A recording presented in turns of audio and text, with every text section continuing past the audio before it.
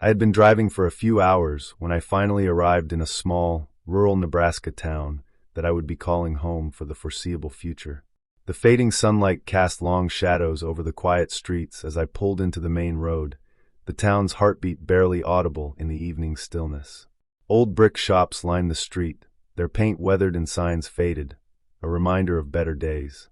Elderly townsfolk moved slowly, going about their business as the sun dipped below the horizon. It was winter, and the crisp chill in the air told me my new home wasn't far from here. The house, provided by my new job, sat at the edge of town. I had just graduated from college and landed a pretty decent position overseeing crops for a major agricultural company. The only downside? It was in the middle of nowhere in Nebraska. As I stepped out of my car and gazed at the house, a wave of nostalgia hit me. It was one of those old Midwestern homes you'd find in any small town. 2 stories, white paint peeling with age, a front porch that had likely seen better days. The kind of place that might have been full of life once, but now seemed forgotten. The key had been handed to me at the company, dangling from a keychain shaped like a little leaf, quaint but unremarkable. As I unlocked the door and stepped inside, the air hit me like a wall. The musty smell of dust and mold clung to every corner, thick and stale. Flicking the light switch, I was relieved to see the power was still on, though the dim bulb overhead cast long, eerie shadows on the walls. Beyond that, the house seemed frozen in time. Everything felt old. The appliances were straight out of the 80s, outdated and untouched. Dust clung to every surface, and the house carried a weight of abandonment, as if no one had lived here in decades. I returned to my car to grab my bags and, with heavy steps, made my way inside once more, up the creaking stairs. Each groan of the wood sent a shiver down my spine. I wasn't one to get scared easily, but something about this place was making my skin crawl, like my gut was telling me to be on high alert. The bedroom was at the end of the hall, the only one in the entire house. It reminded me of a hotel room, bare, functional, but lacking any personal touch. The walls were covered in dark blue wallpaper that seemed almost oppressive, and the only furniture was a single bed, a plain wooden closet, and a large mirror. The mirror was draped in an old cloth, its edges yellowed with age. I could feel the weight of the air in the room, heavy with something I couldn't quite place. At least it was clean, but there was no sign anyone had lived here in years. I uncovered the mirror. It had a dark outline, looking ancient and stained but by the passage of time, as well as a stand that looked like it could crack at any moment. But it was functional. I didn't think too much of it and left it alone. I got my stuff out of my bags, and as soon as I was done, I was ready to crash in bed. Only moonlight illuminated the room. I laid in bed that first night, hoping for good things to come from this new job, new life, and new town. As I drifted off, I felt a chill in the room, cold but oddly peaceful. The next thing I knew, it was morning. The first few weeks passed in a blur. Between settling into the job, meeting new people, and exploring the town, time seemed to move faster than I expected. It should have felt great, fitting in, setting a routine, but something about it was off. Everything was going as planned, yet there was a strange undercurrent to it all. The people here seemed friendly enough, but there was something about their smiles that felt hollow, like they were hiding something behind polite pleasantries. I'd heard whispers about the house I was staying in. I had managed to make a few acquaintances at the local bar, and after a few drinks, one of them confided that people in town were concerned for me. They said the house had never really been lived in, not in years at least. But kids in the neighborhood had always claimed to hear noises coming from it, long before I moved in. To be honest, I had heard things too. But that wasn't the worst part. It was the mirror. I used it every day as anyone would, and I knew how I looked. But after a while, something started to feel wrong. My reflection, it didn't always match. At first, it was little things, a slightly different nose, a faint change in eye color, a shift in my complexion. Nothing drastic, but enough to make me pause. I'd stand there, staring at my own reflection, trying to figure out what was different. It didn't make sense, but it wasn't something I could share with anyone. They'd think I was losing my mind. Maybe I was. I couldn't get rid of the mirror since it might have been valuable, and perhaps it was all in my head. But things got worse. One night, as I was getting ready for bed, I glanced into the old mirror. At first, everything seemed normal, until it didn't. My reflection smiled. I hadn't smiled. It was my face, but it wasn't me. I stumbled back, a jolt of fear shooting through me. But the reflection didn't move. It just stood there, grinning, watching. And then it happened. It spoke. "You've seen me before." It told me, grinning as it spoke. My own face twisted into a grotesque mockery of a smile. But the voice, it wasn't mine. It was deep, booming, and far too real. I could feel my heart pounding in my chest, my breath shallow as fear wrapped its cold fingers around me. You can't be real," I stammered, nearly losing my balance as I stepped backward, my body trembling. "Oh, but I am," it replied, the grin widening in a way that no human face ever should. "And you're lucky, very lucky, to have found me at last." Its eyes glowed faintly for a moment before the light faded, leaving only darkness in their depths. I stood there, frozen, as it continued. "I can make your life better. I can give you everything you've ever wanted. You just need to let me out, trade places with me, just for a while." As those words filled the room, the shadows seemed to shift, creeping across the walls, inching toward me. This wasn't a dream. I wasn't crazy. I could feel the cold weight of reality pressing down on me. "Go away!" I yelled, panic rising in my throat as I bolted from the room. The house felt like it was closing in around me, suffocating. I threw open the front door and ran outside into the misty night, the pale moonlight barely cutting through the fog. I jumped into my car, my hands shaking as I fumbled for the keys. I drove, speeding down empty roads, heart racing, as if I could escape the horror behind me. The night stretched on, the landscape unfamiliar in the fog, and time seemed to stretch. After what felt like hours, I finally pulled over, trying to calm my frantic breathing. Maybe I was just tired, I told myself. Maybe it was just a hallucination. Exhaustion could do strange things to the mind. Gathering my courage, I turned the car around and drove back. The house loomed in front of me, dark and silent. It felt different now, though. I couldn't explain it, but every object, every corner seemed to pulse with a hidden malice. As I walked inside, every creak of the floorboards set my nerves on edge. I could swear I heard whispers, faint and distant, echoing through the empty rooms. Cold air clung to me as I made my way upstairs. The whispering grew louder with every step, an insistent hum in the back of my mind. But I had to face it. I had to confront whatever it was. I pushed open the bedroom door. Empty. There was nothing but shadows and the cold breeze from an open window. My chest tightened, fear giving way to confusion, and then horror. I ran to the mirror, dread gnawing at me. Staring into the glass, I saw a thin crack running through the center. But my reflection, it was just me. The same tired face I had always known, staring back at me. But I knew what I saw. The crack was just the beginning. And this wasn't over. The next few days were a waking nightmare. My reflection, when it appeared, seemed to shift and warp even more than before. It mostly happened at night, subtle changes at first, like a smirk that wasn't mine or eyes that looked too sharp. But sometimes the reflection wasn't there at all. Just a blank, empty surface. I couldn't take it anymore. The house, the mirror, it all weighed on me. I started drinking more, spending long nights at the local bar, trying to drown out the fear that gnawed at me.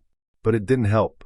The house was always waiting, dark and suffocating, and in a town this small, finding somewhere else to go wasn't easy. I felt trapped. Then one misty night, with the moon hidden behind thick clouds, I heard it again. "Come on, let me show you." The grave voice called from the covered mirror. My heart sank. My worst fear had come to life. It was happening again. Against my better judgment, I moved closer, drawn in by the unnatural pull of that voice. "Things haven't gone as planned, have they?" It continued, the tone mocking, but strangely familiar. It was right. My drinking had spiraled out of control, and I knew the townspeople were whispering about me. The newcomer who was falling apart. The friends I had made seemed to have faded away, and I had buried myself in work, isolated. But how did it know all this? "Uncover me, and let me show you," it urged. I hesitated, my mind racing. But curiosity gnawed at me, suspicion crawling through my thoughts. With trembling hands, I reached out and slowly pulled the cover away from the mirror. At first, all I saw was my reflection, but then it changed. The face staring back at me morphed into that twisted, grotesque version of myself. It grinned, dark eyes gleaming with malice, and then it laughed, a cold, hollow sound. I felt sick, but I couldn't look away. Suddenly the glass flickered, and I saw its world. It was like watching a movie, a snapshot of a life that wasn't mine. The sun was shining, the town looked vibrant and alive, people were smiling. I saw myself, or rather him, living in a beautiful house, surrounded by friends. There was a family that didn't exist for me. I stared in disbelief. How could this be? See what you're missing? It taunted, pounding the glass from inside, rattling the frame. I could give you all of this. The reflection pressed harder, its grin widening. Just let me trade places with you. It screamed, eyes wild with desperation. I stumbled back, heart racing, and hastily threw the cover back over the mirror. I was shaking, but I couldn't deny the feeling creeping up inside me. Envy. How could it have that life, while I was stuck here, drowning in loneliness and regret? The temptation was almost unbearable, but I couldn't let it out. I couldn't give in. The days that followed were worse than before. It was as if the world around me had started to change. The once quiet town seemed to change. Clouds and rain replaced the sun. The streets were empty, and no one spoke to me anymore. Even the air felt heavier. My body ached constantly, new bruises appearing every day. I could barely walk some mornings, exhaustion weighing me down, and yet, all I could think about was the reflections world. The family I could have had, the life I could never live. I became paranoid, terrified of every reflection. It was everywhere, always watching. In puddles, in the glass of windows, even in the surface of a plate. It was there, stalking me, waiting. I could feel its eyes on me, just beyond the surface, and every day, the temptation to let it out grew stronger. I decided to take a few days off from work. The stress, the strange happenings, it was all too much. I needed to unwind, to get away from the town, from the people, and most of all, from the mirror. I packed up my camping gear and ventured into the woods. There, in the heart of nature, I found a brief sense of peace. The quiet of the forest soothed me. The fresh air, the open space, it was a much-needed escape. For a while I felt better, like I was finally shaking off the weight that had been dragging me down. After a couple of days, I made a decision. It had all been some kind of bad dream, a trick of the mind. I convinced myself that maybe everything would be okay. So I packed up, drove back into town, and noticed something odd. The people seemed nicer. They waved, smiled at me as I passed by, like everything was normal. Maybe it was all just in my head after all. I felt optimistic for the first time in weeks. But the moment I stepped inside my house, the optimism shattered. Someone was sitting on my couch. My heart stopped. It wasn't just anyone. It was someone I knew all too well. It was me. He looked back at me, face serious, as if this was perfectly normal. The air in the room went dead, suffocating me with a cold weight. My mind struggled to grasp what I was seeing. How could this be happening? Hey! He greeted casually, like we were old friends. Before I could respond, the doorbell rang behind me. My body tensed as I got up and walked past me to answer the door. It was one of my neighbors, chatting casually with my reflection. No, not a reflection anymore. This thing was me, acting as though it had lived here all along. The neighbor smiled, spoke as though nothing was wrong, as though they didn't notice the real me standing right there, useless, frozen in shock. I stood in disbelief. Was I invisible?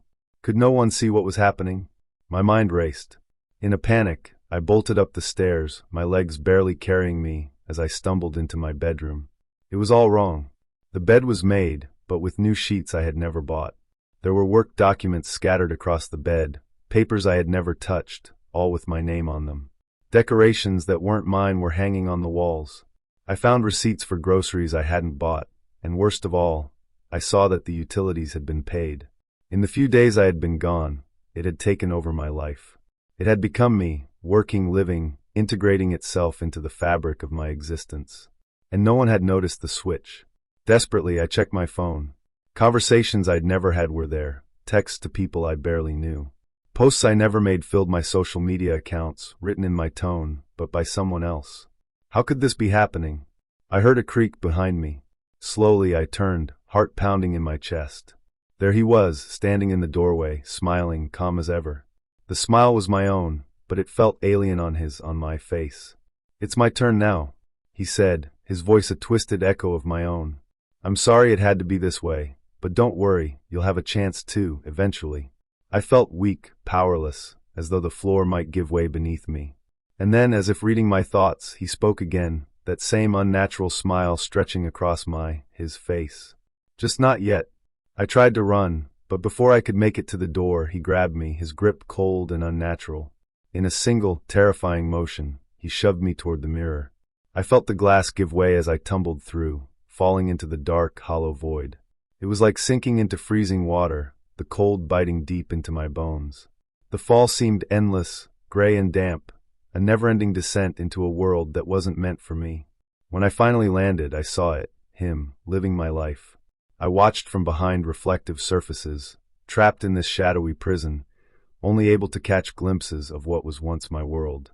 He was meeting people, laughing, having fun, enjoying everything I once had, while I was stuck here. In this place, there was no sun. Everything was dim, washed in dull grays and blues, as if the world itself had been drained of color and life.